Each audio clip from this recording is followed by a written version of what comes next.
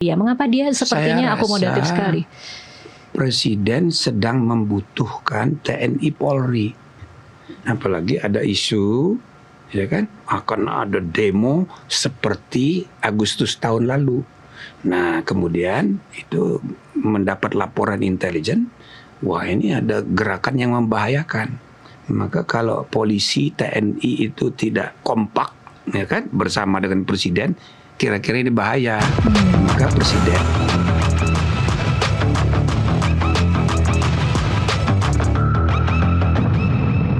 Pemirsa, terima kasih Anda masih terus menyaksikan Kasih Paham. Kita lanjutkan perbincangan. Pak Jimli, Anda kan baru selesai memimpin Ketua Tim Percepatan Reformasi Polri. Iya. Ada ribuan halaman, Anda menyebutnya 10 buku bahkan, rekomendasi yang sudah dibuat, dan Undang-Undang Polri-nya juga sudah disahkan. Puaskah Anda dengan reformasi? Yang enggak lah.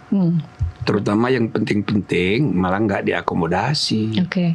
Tapi kan saya kalau ditanya bagaimana, ya saya diam aja.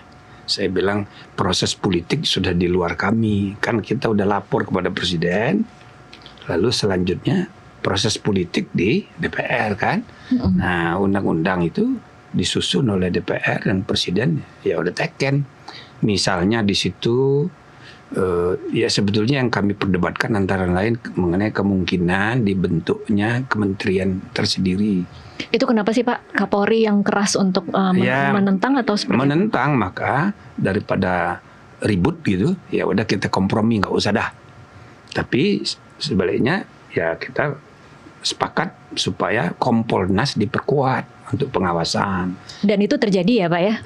Sudah diwujudkan kan peran Kompolnas yang kemudian alhamdulillah tidak.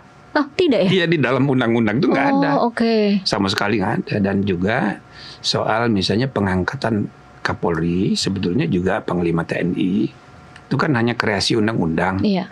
Sekarang ada 300 lebih pejabat-pejabat yang harus di fit and proper test atau dikonfirmasi di DPR. Itu sudah menyita waktu dan dampak politisasinya keras. Maka kami berusaha meyakinkan presiden, ya udahlah kembalikan ke hak prerogatif presiden aja, nggak usah melalui DPR lagi. Itu pun juga tidak. Nah, itu pun presidennya juga nggak setuju, daripada ribut nggak usah, dia bilang kan. Tapi hal yang presiden setuju itu Kompolnas ditingkatkan. Yang kedua, pengangkatan pejabat kepolisian di luar struktur kepolisian itu harus pensiun, kecuali lembaga yang eksplisit disebut secara limitatif. Ya kan? Kalau TNI itu kan disebut limitatif. Nah, kalau sekarang meskipun limitatif itu juga cukup banyak ya Pak. Banyak, tapi kan lumayan disebut, gitu kan. Nah, ini yang kita minta supaya disebut. Nah, tapi malah nggak ada itu. Pokoknya di mana membutuhkan polisi penugasan itu dibolehkan. Nah, itu ngerusak gitu loh. Jadi sistem kepangkatan dan sebagainya itu jadi banyak sekali ya bintangnya itu. Nah, jadi hal-hal seperti itu sudah kami sepakati, tapi proses politik bicara lain. Ya sudah, saya kan nyerah saja. Nah, gitu. Kenapa Pak Jimli nyerah saja? Ya, nyerah karena memang di luar wewenang kita kan. Kita hanya merancang, meyakinkan presiden. Selanjutnya proses politik yaitu ya yang membentuk undang-undang. Anda membacanya presiden mengapa begitu saja menyerah? Ini saya membaca ya, ada kutipan Pak Jimli ketika diwawancara kecewa atau tidak. Beberapa dijawab presiden dengan ya sudah kayak sekarang aja deh. Beberapa jawabannya ya sudah kayak sekarang aja deh. Anda membacanya kenapa presiden seperti itu? Di bawah tekanankah atau kan presiden kan sebenarnya cukup berkuasa ya saat ini di atas koalisi, tidak ada yang mengganggu kebijakan-kebijakan dia. Mengapa dia sepertinya akomodatif sekali? Presiden sedang membutuhkan TNI Polri.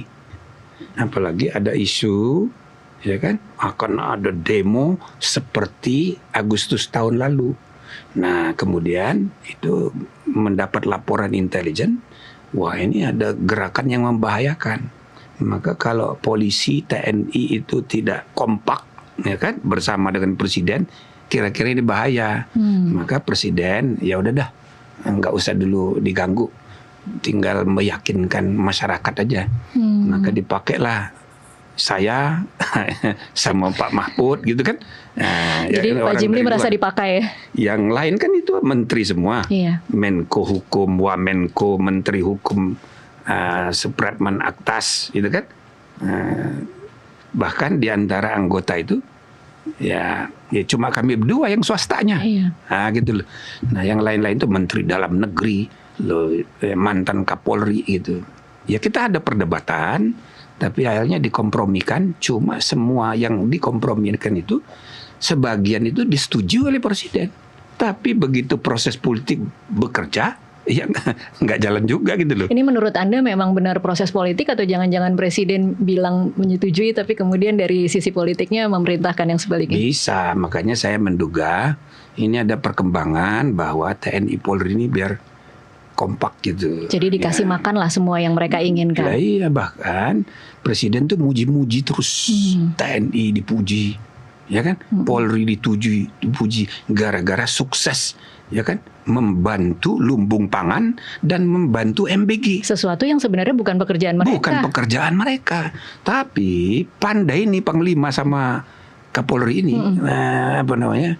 Ya kan? Pampering ya.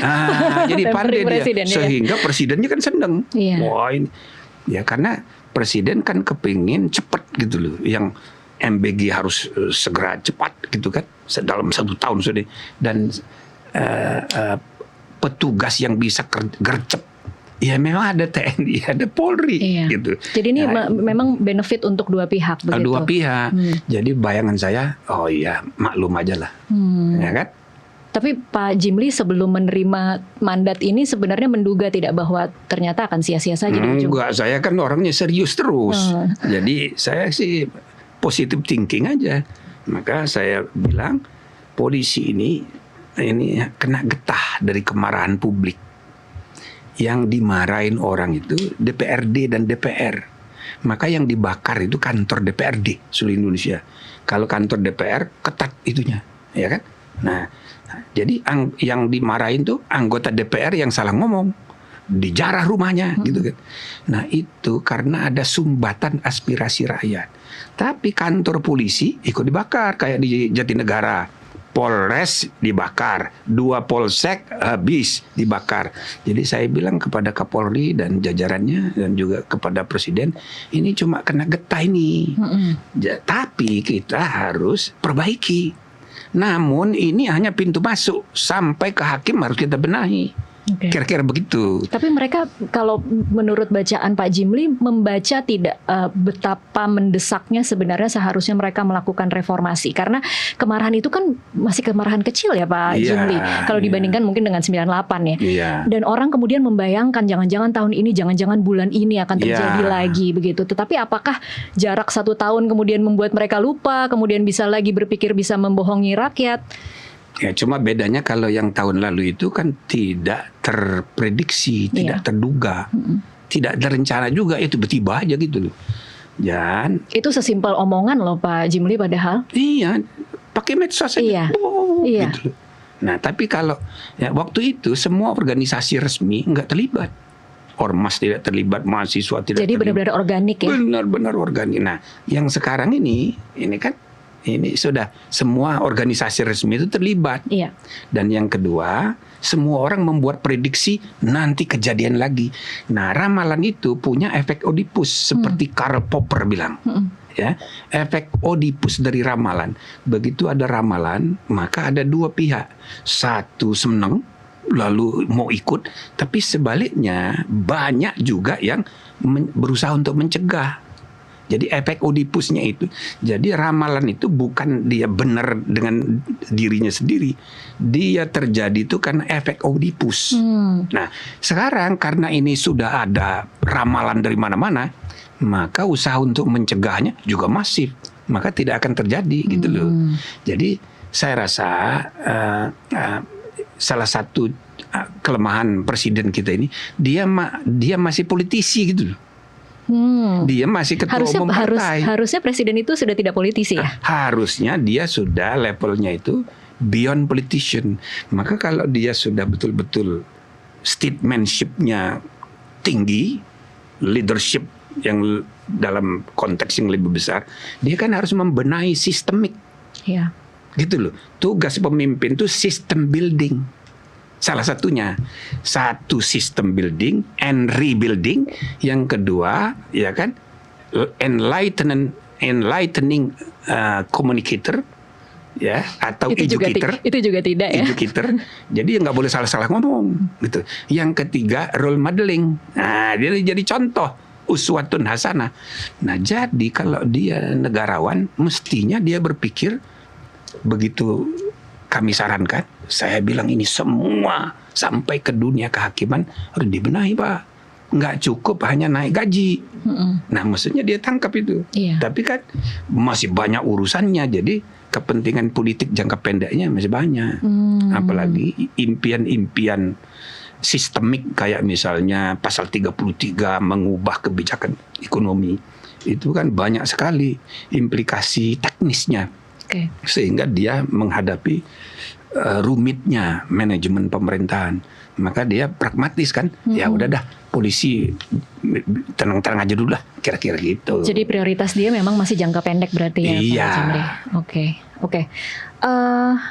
Jadi kalau kemudian saya bertanya, Pak Jimli merasa kecewakah kemarin, merasa diperalatkah dengan menjadi ketua tim percepatan reformasi yang ternyata rekomendasinya tidak didengar? Enggak kecewa. Itu kan dalam jangka panjang kalau kita baca, memang butuh yang kayak gini kan, permainan kehidupan.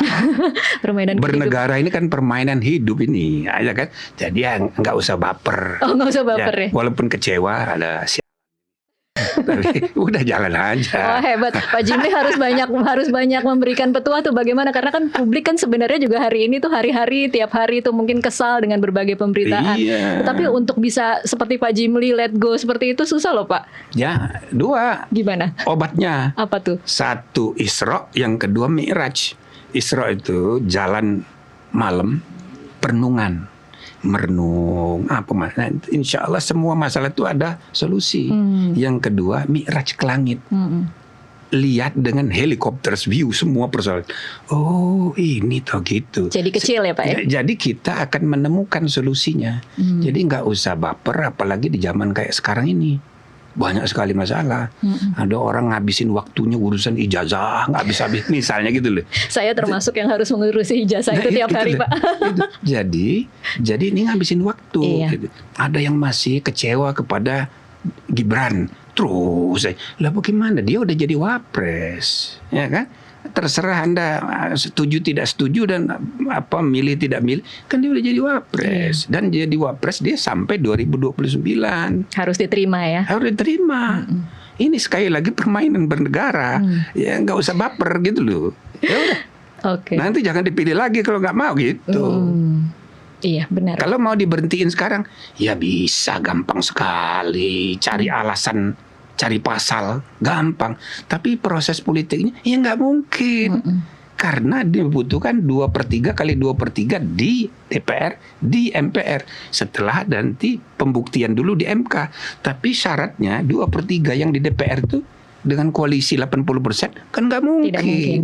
Ya. Kalau misalnya inisiatifnya dari presiden sendiri, nah itu mungkin. Tapi apa mungkin presiden mau memberhentikan wakilnya sendiri, sedangkan dia sendiri yang minta supaya Gibran menjadi wakilnya dia. Mintanya pun kepada Pak Jokowi waktu itu masih presiden.